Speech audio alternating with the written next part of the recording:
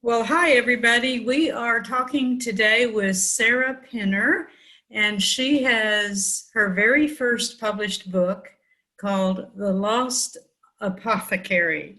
Hi, Sarah. Hi, Doris. Thank you so much for having me today. You're welcome. Well, let's tell me about this really intriguing story. Definitely. So, The Lost Apothecary is about a female apothecary in 18th century London who sells well disguised poisons to women seeking vengeance on the men who have wronged them. And 200 years later, in present day London, a woman goes mudlarking along the River Thames and she finds a small, mysterious apothecary vial, and she suspects that she's identified the culprit in the never solved apothecary murders that haunted London 2 centuries prior. So we follow both women along the course of the story, as well as a third point of view told from a 12-year-old girl in historical London. And ultimately, I won't give away any spoilers, No. but the stories of in the lives of these three women collide in unforeseen ways. All right. Well, what compelled you to write this particular story? So, I wanted to write a book about an apothecary. I've always had a little bit of a passing interest in herbs and plants, and thought it would be interesting to research poisons, which of course are front and center in the story. So I began really with the idea of the apothecary, but I knew that I wanted there to be something sinister about her. So that was quickly when I started drafting the book and researching the story. That was very quickly the path that I went down was the poison angle, and that is what was sinister about her work. So I did a fair bit of research on poisons. I already had kind of an existing knowledge about 18th century London through some other writing projects that I had done. So, but really the story began with the apothecary, and the title is The Lost Apothecary. And really that implies that anything lost can be found and discovered. And so that's exactly what happens 200 years later. And that was where the present day timeline came in, was this character uncovering and unburying the truths about this woman who lived 200 years before her. Was that difficult to you to meld those two time periods together? Definitely. So, dual timeline fiction, I think, is very difficult to write because you're telling two complete stories. So you've got two settings, you've got a world build two places, and even though it's all London, London 200 years ago might as well be a completely different city than London today. So you've got to do your world building in both timelines. You have to develop complete and full character arcs for both characters. So each character needs to have a goal and a backstory and crisis, both internal and external. So you've got all of these elements that are important in fiction that you have to establish in both timelines, but then you somehow have to weave those together and stagger the information that you're revealing in each timeline so that you don't spoil a surprise.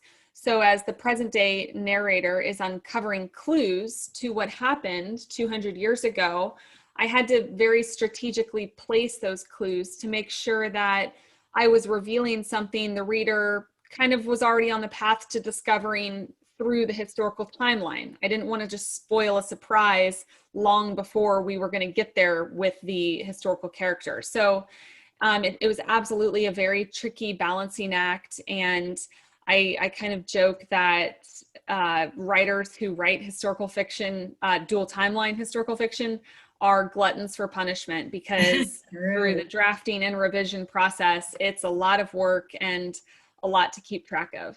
Right. Like, how long did it take you to write The Lost Apothecary? Gosh, I get that question a lot, and I wish that I had written down an official start date and end date, but the lines get pretty blurred in there, particularly when you're working on revisions. And then, my agent and I, we worked on revisions for a few months, and then my editor and I worked on revisions. But in terms of actually drafting the story for the first time and going through a couple of those early revision passes, it was about 12 to 14 months from what I recall.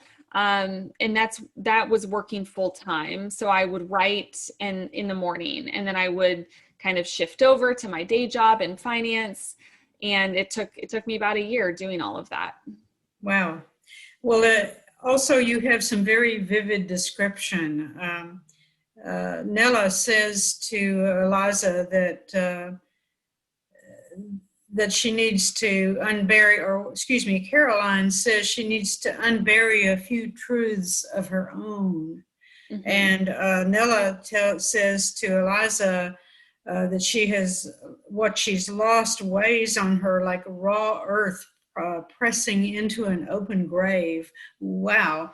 Where do you come up with some of those things? Gosh, that's just, I think that's the art of a writer. At its most basic elemental level, writing is stringing together words in a way that both conveys a message, but also is pleasing to the reader. And so, when you ask, like, where do you come up with that? I wish I had a better answer other than just to say it's truly just as I'm telling the story, I try and craft creative sentences. And that's not to say every single sentence in the book you approach from kind of a poetic, prosy way, because a lot of times you're just trying to get a point across quickly and move the scene along. But sometimes in really poignant moments, like both of those scenes you just read from, one is from Caroline, and she's doing some soul searching, and she's just embarked on this journey. And then the other sentence you read is Nella towards the end of the book, and she's grieving over something that has just happened. So in those really poignant moments where a character is feeling a lot of emotion, authors often kind of slow down a little bit. And, you're not rushing through a scene to get from one location to another or anything like that. It's when these poignant emotional moments happen in a book, that's when the author really owes it to the character to kind of slow down and let the reader ingest the sentence slowly and in a beautiful way. And so I find myself doing that a lot. If I'm working on an important paragraph that I think will stick in the reader's mind, I try and, express it in a nice way. That's very insightful. Thank you. She also says, Nella says that trust always comes before betrayal, and the idea that you can't be betrayed by someone you don't trust. Where did that come from? So that's about midway towards the book, and Nella is explaining to this young girl why she sells poison in the first place. And it's an important discussion, arguably one of the most important discussions in the book. And Eliza is only 12 years old, and she hasn't suffered the same types of betrayals that a lot of Nella's other customers have. And I remember writing that scene, and I wanted to think of what is the word or what is the type of betrayal that Eliza has experienced, that also all of Nella's other customers have experienced. And really what that betrayal is just the breaking of trust. So whether someone has killed someone, whether someone has stolen from someone, in this case, someone in Eliza's circle and in her life has done something against her. But really, if you break it down, what's happened is that there's been a break of the trust. And so that's why Nella says that, is she's trying to help Eliza understand that no matter what the surface crime is or whatever wrongdoing has occurred, if you peel back that layer, there's trust that was broken. And that's something that all of Nella's customers can relate to. Very good. Very good. You say that poisons are all around us if we just know where to look. Ooh, that's chilling. Is that really true? Yeah, absolutely. So, I mentioned earlier that I've always had a little bit of interest in plants, and I actually a couple of years ago we moved to a house in Florida, and Florida is beautiful weather year round. So I started gardening, which is not really something I've ever done before. And through looking at magazines or seed packets or what have you, and just looking online, I was really astounded by how many household plants are toxic. So there's a plant just in my own backyard that's blooming right now called a desert rose. It's a gorgeous, lovely plant that you see all over Florida. And I just happened to be Googling one day about this plant and learned that it's very toxic. And so I think that absolutely that statement in the book is true. And there is also, if we look away from plants and we kind of talk about essential oils, which are derived from plants, a lot of those are not to be ingested either. And I won't give away any spoilers, but I was just in Target yesterday and saw an essential oil that I thought to myself, I can't believe they're allowed to sell that, because it is dangerous if you ingest it accidentally. So we're absolutely surrounded by all sorts of toxins. And only through my research for this book did I really realize that. Well, we just have to be more careful then. Yeah, exactly. This is your very first published novel, but you have been rejected. Your first novel was rejected more than 100 times.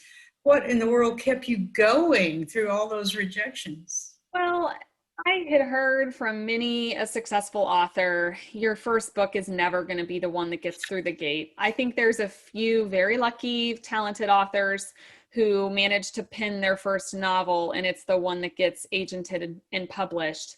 But I was much more along the norm, which is that I wrote a book and it didn't go anywhere. And that's fine, because writing a novel length work of fiction, I mean, it's 80 to 100,000 words, is quite the endeavor, and you have to learn what you're doing, and even basics about story structure. So a 3-act story structure and how to build out character arcs. These are all skills and crafts that you have to learn in time. And so how someone could write a book the first time and hit all of those things that make a story is beyond me. I obviously didn't manage to do it my first time, but I think that when I went to start the Lost Apothecary, I had this internal grasp of so many things that I hadn't had before I had started writing, that I was just able to internalize and kind of approach the book differently. And even now, working on my next project, that improvement I can see is even greater this time, because it's kind of the 3rd novel length project I'm working on. So a good example is, when for a brand new writer, you finish your book and you approach revisions, you may get to the end and say like, wow, there was some foreshadowing that I should do. And so I'm going to go revise the book and I'm going to go into those early chapters and I'm going to use some symbolism and foreshadow something that happens at the end. That would be something that you would accomplish during revisions as a very new writer. After you've written a few books, instead of having to do that during revisions, you may be on chapter 2 and 3 and you know what's going to happen at the end. So you're going to just instinctively drop some of that foreshadowing in. So that's just one example, but apply that to so many concepts about novel writing, whether it's characterization or setting or not using the passive voice. As you do it more, it just comes more naturally. And I personally find that while writing each book is difficult, it's easier as I do this more. How did you learn to write? And have you had any formal training? So I don't really have formal training. I went to school and got a business degree. I've been working in finance for 13 years. But I've always loved language. And as a child, I loved to journal. I would go sit in my backyard with a little leather journal and kind of describe my backyard.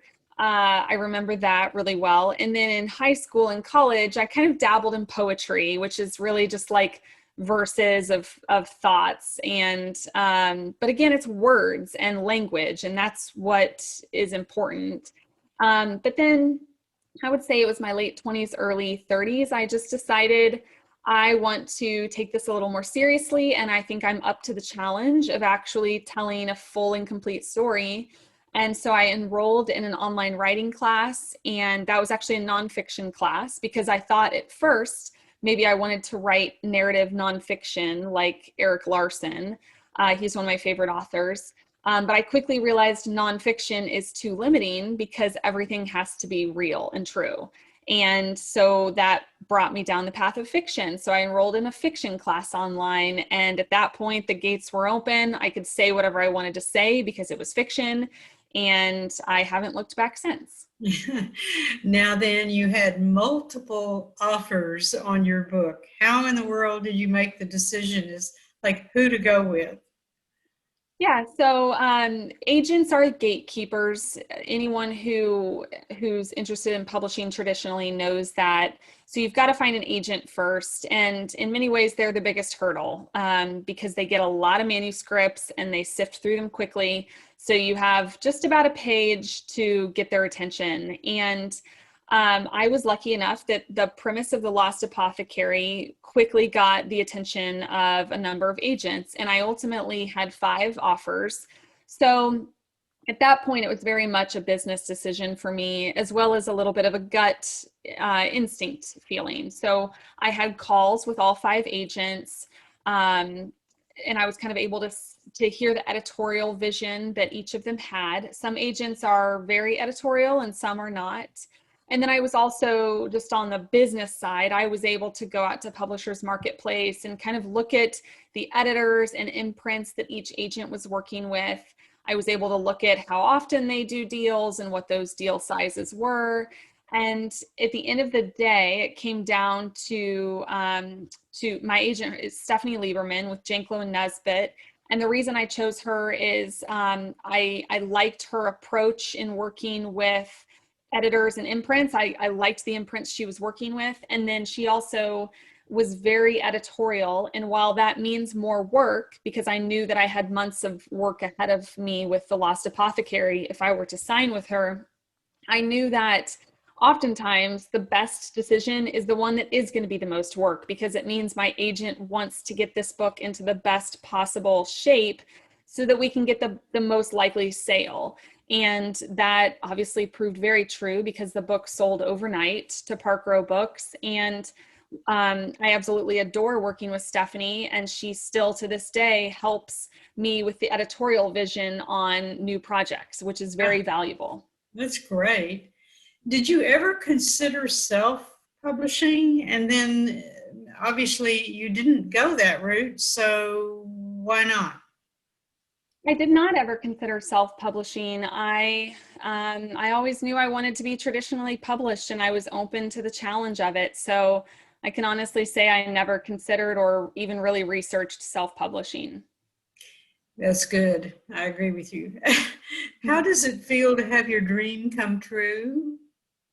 Gosh, it feels wonderful. I mean, this truly is a childhood dream, and yeah, I wake up every day and just kind of pinch myself, and I'm so thankful. And, you know, I have to ask this question. Since this is a book about women killing their husbands and lovers, how does your own husband feel about this project? Oh, he thinks it's so great. I mean, he's really been enjoying watching the success of The Lost Apothecary, and I'm the primary cook at the house as well. And he, you know, they say that the way to a man's heart is through his stomach, and that's so true for him. He loves everything I put on the table, and he never shies away because he knows, of course, I would never really poison him. Well, what are you working on now?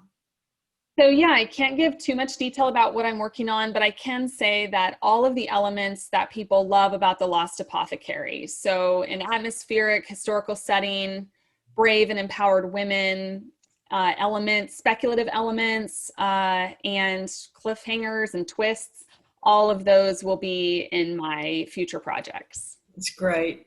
And what do you have, what advice do you have for writers trying to break into this tough publishing world? Yeah, the advice I always give is just find your community. You know, find your people. The fellow authors are going to be the ones who lift you up when you've got tough news, and help support you and celebrate with you when you have good news. Right. Well, I certainly celebrate with you on this book. It's very good and very clever. Sarah Pinner, thanks so much for visiting with us today. Thank you, Doris, for having me. This has been really lovely. Okay, that's Sarah Penner, author of The Lost Apothecary, just out from Park Row Books.